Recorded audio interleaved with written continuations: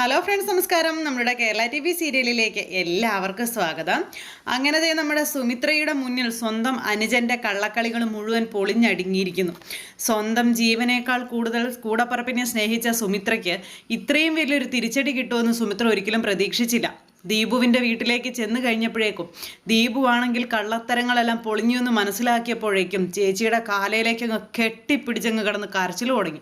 എന്നോട് ക്ഷമിക്കണം ചേച്ചി എന്നും പറഞ്ഞു. അപ്പോൾ ചേച്ചി ക്ഷമിക്കുമോ ക്ഷമിക്കില്ലയോ എന്നൊന്നും നമ്മുടെ ചിത്രയ്ക്ക് അറിയില്ല. ചിത്ര നിന്ന് അങ്ങ് കരയാണ്. കാരണം ചിത്രയ്ക്ക് ടെൻഷനായി. ആ ഒരു ബന്ധം, സുമിത്രേച്ചി എന്നുള്ളൊരു ബന്ധം അറ്റുപോയാൽ പിന്നെ ചിത്രയെന്ന് പറയുന്ന ഒരു വ്യക്തിക്ക് അത് ഒരിക്കലും ഉൾക്കൊള്ളാൻ കഴിയുന്ന കാര്യമല്ല. അങ്ങനെ നമ്മുടെ ചിത്ര ആകെ വിഷമിച്ചിങ്ങനെ അവിടെ ഇങ്ങനെ നിൽക്കുക. ഈ സമയം ദീപു ആണെങ്കിൽ താൻ വേറെ കുറേ നുണയൊക്കെ പറഞ്ഞ് സുമിത്രയുടെ മനസ്സ് മാറ്റാനൊക്കെ ആയിട്ട് ശ്രമിക്കുകയാണ്. അപ്പോൾ സുമിത്ര പറഞ്ഞത്, ഇനി ചേച്ചി എന്ന് വിളിച്ചുകൊണ്ട് നീ എൻ്റെ പിന്നാലെ വന്നേക്കരുത്. ഞാനും ഇനി ഇങ്ങോട്ടേക്ക് വരില്ല. എൻ്റെ ജീവിതത്തിൽ നീ എന്ന അനുജൻ എനിക്കിനി ഇല്ല. അപ്പം ഇതൊക്കെ കേട്ട് ചിത്ര കരഞ്ഞുകൊണ്ട് ഇങ്ങനെ നിൽക്കുക. ഇത്രയും വലിയ ദ്രോഹം നീ എന്നോട് ചെയ്യാൻ ഞാൻ എന്ത് തെറ്റാണ് നിന്നോട് ചെയ്തതെന്ന് ചോദിച്ചു. അങ്ങനെ സുമിത്ര ചോദിച്ച ഒരു ചോദ്യങ്ങൾക്കും ഉത്തരങ്ങളില്ലാതെ ദീപു ഇങ്ങനെ തല കുമ്പിട്ട് ഇങ്ങനെ നിൽക്കുന്നു. നമ്മുടെ സുമിത്രയാണെങ്കിൽ ആ ബന്ധം അവിടം കൊണ്ട് അവസാനിപ്പിച്ച ദീപുവിനെ എന്നേക്കുമായി വലിച്ചെറിഞ്ഞ് ദീപുവിൻ്റെ വീട്ടിൽ നിന്ന് ഇറങ്ങിപ്പോരുന്നു. ചിത്രയ്ക്കാണെങ്കിൽ ഇതൊക്കെ കണ്ടിട്ട് നെഞ്ചു പൊട്ടുന്ന വേദന. ചേച്ചിയെന്നും വിളിച്ച അനുജൻ വീണ്ടും കരയുമ്പോൾ എന്നെ നീ അങ്ങനെ വിളിക്കരുത് എന്നും പറഞ്ഞ് സുമിത്ര ഭയങ്കരമായിട്ട് ഷൗട്ട് ചെയ്ത് സംസാരിക്കുക. അപ്പം സുമിത്ര ഇങ്ങനെ അതെല്ലാം പറഞ്ഞ് ഭയങ്കര സീനാക്കി അവിടെ നിന്ന് ഇറങ്ങിപ്പോരുന്നു. ആ സമയത്ത് ദീപു ആണെങ്കിൽ ഇങ്ങനെ വിഷമിച്ച് അവിടെ ഇരിക്കുമ്പം തൃപ്തിയായോ നിങ്ങൾക്കെന്ന് ചിത്ര ചോദിച്ചു. ചേച്ചിയെ ചതിച്ച് ഇത്രയും കാലം നിങ്ങൾ സുഖിച്ച് ജീവിക്കുകയായിരുന്നല്ലേ, അപ്പോൾ നിങ്ങൾ ഈ കാണിച്ചതും പറഞ്ഞതും മുഴുവൻ ചതിയായിരുന്നല്ലേ എന്നൊക്കെ ചോദിച്ച് ചിത്രയും ഇങ്ങനെ അങ്ങോട്ട് കുറേയൊക്കെ പറഞ്ഞു. അപ്പോൾ അങ്ങനെ അതൊക്കെ പറഞ്ഞു കഴിഞ്ഞപ്പോഴത്തേക്കും നമ്മുടെ ദീപുവിന് അവിടെ ഇല്ല മറുപടി. നിങ്ങളെ ഒരിക്കലും ആരും വിശ്വസിക്കില്ല, നിങ്ങളെ ഇനി ഞാൻ വിശ്വസിക്കില്ല എന്ന് ചിത്ര തറപ്പിച്ചങ്ങ് പറഞ്ഞു. ഇനി എൻ്റെ ജീവിതത്തിൽ നിങ്ങളെപ്പോലെ ഒരു വൃത്തികെട്ടവനെ എനിക്ക് വേണ്ട എന്നൊക്കെ പറഞ്ഞ് ചിത്രയും കുറേ ഡയലോഗൊക്കെ ഇറക്കി കിട്ടാം. എല്ലാവരാലും വെറുക്കപ്പെട്ട് ആരോരും ഇല്ലാത്തൊരവസ്ഥയിൽ ദീപു അവിടെ അങ്ങനെ ഇരിക്കുവാണ്. അപ്പോൾ വീണ് കിടക്കുന്നവൻ്റെ ദേഹത്ത് കയറി ചവിട്ടാൻ 100 പേര് കാണും എന്ന് പറയുന്നത് പോലെ തന്നെ തളർന്ന് കിടക്കുന്ന അല്ലെങ്കിൽ വീണുപോയ ദീപു വീണ് പോയെന്നുള്ള കാര്യങ്ങൾ അറിയാം ഈ രഞ്ജിതയ്ക്കും അതുപോലെ മറ്റുള്ളവർക്കൊക്കെ. അപ്പോൾ എല്ലാവരും അറിഞ്ഞു. അപ്പോൾ വീണ് കിടക്കുന്ന ദീപുവിനെ ചവിട്ടാനായിട്ട് രഞ്ജിത തന്നെ അതിനുള്ള ആയുധം ഇറക്കി വിടുന്നു. വേറൊന്നുമല്ല, പരമശിവത്തിനെ അവിടെ നിന്ന് ഇറക്കുമതി ചെയ്യുവാണ്. പരമശിവൻ വീട്ടിൽ വന്ന് ദീപുവിനെ എടുത്തിട്ട് ചവിട്ടി കൂട്ടി ദീപുവിന് കൊടുക്കാനുള്ള പൈസ കൊടുക്കണമെന്നൊക്കെ പറഞ്ഞ് അങ്ങനെയുള്ള ഡയലോഗുകളും കാര്യങ്ങളും ഒക്കെ ആയിട്ട് ചിത്രയുടെ മുന്നിലിട്ട് ഈ ദീപുവിൻ്റെ സകല മുഖം മൂടിയും വലിച്ചു കീറുന്നു ഇയാൾ. അപ്പോഴേക്കും ചിത്ര പുതിയ പുതിയ കാര്യങ്ങൾ, അതായത് ദീപുവിൻ്റെ പുതിയ പുതിയ കള്ളത്തരങ്ങളും കൂടെ അറിഞ്ഞു. അതുകൂടെ അറിഞ്ഞു കഴിഞ്ഞപ്പോഴത്തേക്കും ചിത്രയ്ക്ക് ജീവിച്ചിരിക്കേണ്ടെന്നുള്ളൊരവസ്ഥയിലേക്ക് കാര്യങ്ങൾ വരിക. കാരണം കൂടുതൽ അതായത് അന്ന് തൊട്ട് ഇന്ന് വരെ ഫുള്ള് കള്ളത്തരവും ചതിയും വഞ്ചനയും മാത്രമായിരുന്നു ദീപുവിൻ്റെ കൈമുതലെന്ന് അറിഞ്ഞു കഴിഞ്ഞപ്പോഴത്തേക്കും ചിത്രയ്ക്ക് അത് സഹിക്കാൻ പറ്റുമോ? എന്നിട്ട് എനിക്ക് തരാനുള്ള കാശ് തന്നില്ലെന്നുണ്ടെങ്കിൽ ഇവിടുന്ന് ഇറങ്ങിക്കോളണം എന്ന് ദീപുവിനോട് പറഞ്ഞു. അതായത് ദീപുവിൻ്റെ വീട്ടിൽ നിന്ന് ഇറങ്ങിക്കോളണം എന്ന് പറഞ്ഞുകൊണ്ട് ദീപുവിനെ അവിടെ നിന്ന് ഇറക്കി വിടാനുള്ള കാര്യങ്ങളൊക്കെ നോക്കുവാണ് പരമശിവം. ഇതെല്ലാം അറിഞ്ഞ് വളരെ ഹാപ്പി ഗേളായിട്ട് നമ്മുടെ രഞ്ജിത അവിടെ അങ്ങനെ ഇരിക്കുന്നു. ഇത്രയും നാൾ രഞ്ജിതയെ ബ്ലാക്ക്മെയിൽ ചെയ്തും രഞ്ജിതയെ ഓരോന്ന് കാണിച്ചും പറഞ്ഞും അങ്ങനെയൊക്കെയാണല്ലോ ദീപു കാശുണ്ടാക്കിക്കൊണ്ടിരുന്നത്. അതുകൊണ്ട് തന്നെ ദീപു ഒന്ന് വീണ് കഴിഞ്ഞപ്പോഴേക്കും അവനെ ഒന്ന് ചവിട്ടി താഴ്ത്താനായിട്ട് കിട്ടിയ അവസരം രഞ്ജിത ഒട്ടും വേണ്ടെന്ന് വെച്ചില്ല. രഞ്ജിത നല്ല ഒന്നാന്തരമായിട്ട് അതങ്ങോട്ടങ്ങ് ചെയ്തു. അങ്ങനെ ആ ഒരു കാര്യങ്ങളും ഇതെല്ലാം കൂടി അവരുടെ വീട്ടിൽ നടക്കുന്ന സമയത്ത് ചിഹ്നം വിളിച്ചുകൊണ്ടതേ നമ്മുടെ അനിരുദ്ധ് നേരെ അനന്യയെയും അച്ഛനെയും അമ്മയെയും കാണാനായിട്ട് പോയിരിക്കുക.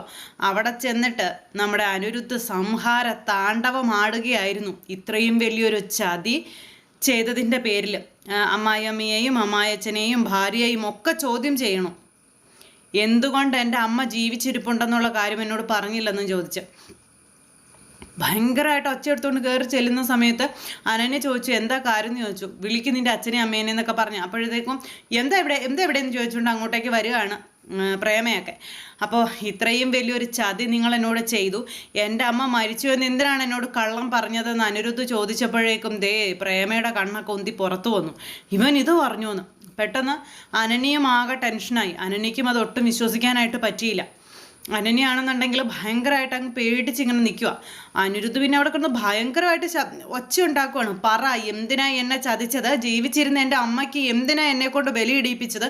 എന്തിനാണ് എൻ്റെ അമ്മ മരിച്ചു പോയെന്ന് എന്നോട് കള്ളം പറഞ്ഞത്? സത്യമൊന്നും എന്നോട് പറയാതിരുന്നത് എന്തുകൊണ്ടാണ്? അനിരുദ്ധ് ഇനി അവിടെ കാട്ടിക്കൂട്ടാനായിട്ടുള്ള ബഹളങ്ങളും കാര്യങ്ങളും വേറെ ഒന്നുമില്ല. അനിരുദ്ധ് ഇത്രയ്ക്കൊക്കെ ഒച്ചയും ബഹളം ഉണ്ടാക്കുമെന്ന് ഇപ്പോഴാണ് പ്രേമ പോലും മനസ്സിലാക്കിയത്. അപ്പം അനിരുദ്ധിൻ്റെ ആ ഒരു ഇതൊക്കെ കണ്ടിട്ട് പ്രേമയൊക്കെ പേടിച്ച് വിറച്ചിങ്ങനെ അവിടെ നിൽക്കുക. എന്തായാലും അവിടെ ഉള്ളതെല്ലാം എടുത്ത് വലിച്ചെറിഞ്ഞ് പൊട്ടിച്ച് ഭയങ്കര സീനാക്കി അവിടെ നിന്ന് കൊച്ചിനെയും കൊണ്ട് അനിരുദ്ധ് ഇറങ്ങും. അപ്പം അനിരുദ്ധ് പോകരുതെന്ന് പറഞ്ഞപ്പം മിണ്ടരുത് നീ എന്നും പറഞ്ഞുകൊണ്ട് അനന്യയോടും ഭയങ്കരമായിട്ട് ഇതങ്ങ് പറഞ്ഞു. എല്ലാം ക്ഷമിച്ച് നിന്നെ ഞാൻ സ്നേഹിച്ചു തുടങ്ങിയതായിരുന്നെന്നും നീയാണ് എൻ്റെ ചങ്കിൽ കത്തി കുത്തി കയറ്റിയതെന്നൊക്കെ പറഞ്ഞുകൊണ്ട് അനന്യയോടും പറഞ്ഞു. ഇനി എനിക്ക് എൻ്റെ മോള് മാത്രം മതി എന്നും പറഞ്ഞുകൊണ്ട് അനിരുദ്ധ അവിടെ നിന്ന് ഇറങ്ങിപ്പോവുക. അപ്പോൾ അനിരുദ്ധ മോളെ മാത്രം മതിയെന്നും പറഞ്ഞ് ഇറങ്ങിപ്പോയപ്പോൾ പ്രേമയ്ക്കത് ഒരു വെടിക്ക് രണ്ട് പക്ഷി എന്നുള്ള കാര്യം ആക്കി. കൊച്ചിനെ ഒഴിവാക്കാനും പറ്റി, അതുപോലെ അനന്യയുടെ ജീവിതത്തിൽ നിന്ന് അനിരുദ്ധ ഒഴിവാവുകയും ചെയ്തു. ഇനിയിപ്പോൾ വല്ലാണ്ട് കഷ്ടപ്പെടാതെ തന്നെ കാര്യങ്ങൾ നടത്തിയെടുക്കാം എന്നുള്ളൊരു പ്രതീക്ഷയിലാണ് നമ്മുടെ പ്രേമ നിൽക്കുന്നത്. എന്തായാലും നഷ്ടം ഇപ്പോൾ വന്നിരിക്കുന്നത് അനന്യയ്ക്ക്. അപ്പോൾ കൊച്ചുമകളെയും കൊണ്ട് നമ്മുടെ അനിരുദ്ധ അങ്ങോട്ടേക്ക് കയറി ചെല്ലും എന്നുള്ള ഇതിൽ തീർച്ചയായിട്ടും ആ പ്രതീക്ഷയിലിരിക്കുകയാണ് സിദ്ധു. ഈ സമയത്ത് ദീപുവിൻ്റെ വീട്ടിൽ പോയിട്ട് വന്ന് വിഷമിച്ചിങ്ങനെ തകർന്നിരിക്കുന്ന സുമിത്രയെ ആശ്വസിപ്പിക്കാനായിട്ട് സിദ്ധു ചെല്ലുക. സുമിത്ര, നീ വിഷമിക്കരുത്, എന്തായാലും നഷ്ടപ്പെട്ടു പോയതൊക്കെ നിനക്ക് തിരിച്ചു കിട്ടുകയാണല്ലോ, നീ പോയതിനെക്കുറിച്ചോ അല്ലെങ്കിൽ സംഭവിച്ചതിനെക്കുറിച്ചോ ഒന്നും ഓർത്ത് വിഷമിക്കരുത് തുടങ്ങിയ രീതിയിലൊക്കെ സുമിത്രയോട് പറഞ്ഞ് സമാധാനിപ്പിക്കാം. അപ്പോൾ ഈ സിദ്ധുവിൻ്റെ സമാധാന വാക്കുകളൊന്നും സുമിത്രയ്ക്ക് ആവശ്യമില്ല. എങ്കിൽ പോലും സുമിത്ര അതൊന്നും കേട്ടിട്ട് നോ അല്ലെങ്കിൽ അത് വേണ്ട എന്നൊന്നും പറയുന്നില്ല. അതൊക്കെ കേട്ട് തന്നെ അവിടെ അങ്ങനെ ഇരിക്കുകയാണ്. അപ്പോൾ അങ്ങനെയൊക്കെയുള്ളൊരു കാര്യങ്ങൾ അവിടെ നടക്കുന്നു. ഈ സമയത്താണ് നമ്മുടെ അനിരുദ്ധ് കുഞ്ഞിനെയും കൊണ്ട് വീട്ടിലേക്ക് കയറി വരുന്നത്. അപ്പോൾ അങ്ങനെ കയറി വരുന്ന സമയത്ത് സുമിത്രയുണ്ട്, അച്ചമ്മയുണ്ട്, ശീതളുണ്ട്, ഇവരെല്ലാവരും ഉണ്ട്. എല്ലാവരും കൂടി ഇങ്ങനെ ഇരിക്കുന്ന സമയം ഇവർ രണ്ടുപേരും കൂടെ കയറി വന്നു. കയറി വന്നപ്പോഴേക്കും കുഞ്ഞിനെ കണ്ടു. കുഞ്ഞ് ടീച്ചറമ്മയെ കണ്ടു. ടീച്ചറമ്മേന്ന് വിളിച്ച് ഓടിച്ചെന്നു. അപ്പോഴാണ് കാര്യങ്ങളെല്ലാം അറിയുന്നത്. നമ്മുടെ സ്വരമോളെ കണ്ടു കഴിഞ്ഞപ്പോഴേക്കും സുമിത്രയ്ക്ക് കാര്യം മനസ്സിലായി. സുമിത്ര എടുത്ത് കുറേ ഉമ്മ അങ്ങ് കൊടുത്തു. പിന്നെ അച്ചമ്മ കൊച്ചുമകൾ സ്നേഹം, അതുപോലെ എല്ലാവരുടെയും കണ്ണ് നിറയ്ക്കുന്ന രീതിയിൽ ഭയങ്കരമായ സ്നേഹവും അവരുടെ നഷ്ടപ്പെട്ടതെല്ലാം അവർക്ക് തിരിച്ചു കിട്ടി. അങ്ങനെ എല്ലാവരും ഒത്തൊരുമിച്ച് പിന്നെ കുഞ്ഞാണെങ്കിൽ ഇങ്ങനെ വന്ന് നിൽക്കുന്നു. അതുപോലെ ഓരോരുത്തർ സുമിത്രതേ ഇത് മോളുടെ അപ്പച്ചിയാ, ഇത് ആരാന്ന് നോക്കിയേ എന്നൊക്കെ അങ്ങനെയൊക്കെ പറഞ്ഞു.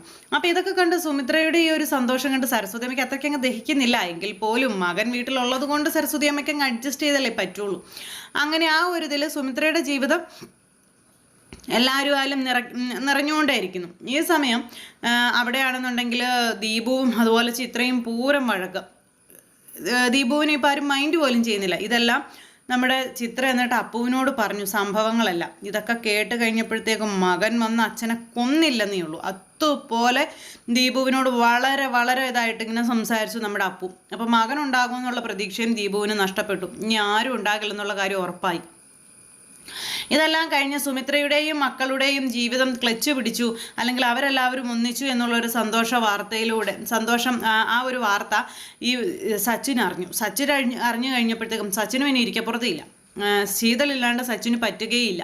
സച്ചിൻ എന്നിട്ട് ശീതളിനെ വിളിക്കാനായിട്ട് വീണ്ടും നാണം കേട്ട് കയറി വരിക. അപ്പോൾ അങ്ങനെ കയറി വന്നു കഴിഞ്ഞപ്പോഴേക്കും ഇവിടെ എല്ലാവരും ഉണ്ട്. അപ്പോൾ ശീതളാണെങ്കിൽ സച്ചിൻ്റെ കൂടെ പോകാൻ വരുന്നില്ല എന്ന് തന്നെ തീർത്തു പറയുകയും ചെയ്തു. സച്ചിൻ അന്നേരത്തേക്ക് ഓരോന്ന് പറഞ്ഞ് ശീതളിനെ ഇങ്ങനെ നിർബന്ധിച്ച് ഇങ്ങനെ കൊണ്ടുപോകാനായിട്ട് ശ്രമിക്കാം. ആ സമയത്ത് അനിരുദ്ധ എത്തിയതും അതുപോലെ എല്ലാവരും എത്തിയതൊക്കെ അറിഞ്ഞ് ഈ സച്ചിനാണെങ്കിൽ ഭയങ്കര ടെൻഷനായി. ഇനിയിപ്പം തൻ്റെ ആ ഒരു ഇതിന് ശീതളിനെ കിട്ടില്ല. കാരണം ഒരു എന്താ പറയുന്ന ചുമ്മായിട്ട് ഉപദ്രവിക്കാനൊന്നും ഇനിയിപ്പോൾ പറ്റിയല്ലോ. അപ്പോൾ അങ്ങനെ ശീതളിനെയും തനിക്ക് നഷ്ടപ്പെടുകയാണെന്നുള്ള തിരിച്ചറിവിൽ സച്ചിൻ ഇങ്ങനെ അവിടെ നിൽക്കുന്നു. എന്തായാലും സുമിത്രയുടെ ജീവിതത്തിൽ എല്ലാവരും ഒന്നിച്ചു ചേരുമ്പോൾ ഇനിയൊരു ചോദ്യമെന്ന് പറയുന്നത് നമ്മുടെ പ്രതീഷിനെ കുറിച്ചുള്ള ചോദ്യമാണ്. അപ്പോൾ പ്രതീഷിനെക്കുറിച്ചുള്ള ചോദ്യം അത് ചോദിക്കുമ്പോൾ അതിൽ നിന്നെല്ലാം അനിരുദ്ധ ഒഴിഞ്ഞു മാറുക. കാരണം അവൻ ജയിലിലാണെന്ന് ഇവർക്ക് ഒരിക്കലും പറയാൻ പറ്റത്തില്ലല്ലോ. എന്തായാലും ഇവരുടെ വീട്ടിലെല്ലാവരും കൂടെ ഒരുമിച്ച് കൂടിയത് ലക്കാക്കി കാണുകയാണ് രഞ്ജിത. ഇവരെല്ലാവരും കൂടെ ഒന്നിച്ച് കഴിയുമ്പോൾ പൂജ ഓട്ടോമാറ്റിക് പുറത്താകുമെന്നും പൂജ പുറത്തായി കഴിഞ്ഞിട്ടുണ്ടെങ്കിൽ പൂജയെ ഇങ്ങോട്ടേക്ക് വലിക്കാൻ എളുപ്പമാണെന്നും രഞ്ജിതയ്ക്ക് അറിയാം. അതുകൊണ്ട് തന്നെ ഇനിയിപ്പോൾ ഇവർ ടാർഗറ്റ് ചെയ്ത് പൂജയോട് ആവശ്യമില്ലാത്തൊക്കെ പറഞ്ഞു കൊടുത്ത് അതിൻ്റെ മനസ്സ് വേദനിപ്പിക്കുക എന്നുള്ളൊരു ലക്ഷ്യമായിട്ട് ഇവർ മുന്നോട്ട് പോകുന്നു. ഇതേ സമയത്താണെന്നുണ്ടെങ്കിൽ അവിടെ നമ്മുടെ വീട്ടിൽ ഭയങ്കര പ്രശ്നം. അനന്യാണെങ്കിൽ പ്രേമയോട് വഴക്കുണ്ടാക്കുന്നു, വിശ്വനോട് വഴക്കുണ്ടാക്കുന്നു. അന്ന് ഞാൻ പറഞ്ഞതാണ് ഇതൊക്കെ പറയാമെന്ന്, മമ്മി ഒറ്റ ഒരാളാണ് ഇതിനൊക്കെ കാരണം, അങ്ങനെയൊക്കെ പറഞ്ഞ അനന്യം ഭയങ്കരമായിട്ട് അവിടെ കിടന്ന് സീനാവുകയാണ്. അപ്പോൾ അങ്ങനെ മൊത്തത്തിൽ കാര്യങ്ങളെല്ലാം കൂട്ടിക്കുഴഞ്ഞ് പ്രശ്നങ്ങൾ ഒരു വഴിക്ക് നടക്കുന്നു. തിന്മയെ നശിപ്പിക്കാനുള്ള കാര്യങ്ങൾ മറുവശത്ത് നടക്കുന്നു. എല്ലാവരുടെയും നടുവിൽ സന്തോഷം നിറഞ്ഞൊരു ജീവിതവുമായിട്ട് നമ്മുടെ സുമിത്രയും കുടുംബവും സന്തോഷത്തോടെ മുന്നോട്ട് പോകുന്നു. അച്ഛനെ വെറുത്തിരുന്ന നമ്മുടെ അനിരുദ്ധ സിദ്ധുവിനെ സ്നേഹിച്ചു തുടങ്ങുന്നു. അപ്പോൾ അങ്ങനെയൊക്കെയുള്ള ഒരു സിറ്റുവേഷനും കാര്യങ്ങളൊക്കെ കൂട്ടിയിണക്കിക്കൊണ്ട് അടിപൊളി എപ്പിസോഡുമായിട്ട് നമ്മുടെ കഥകൾ വരുന്നുണ്ട്.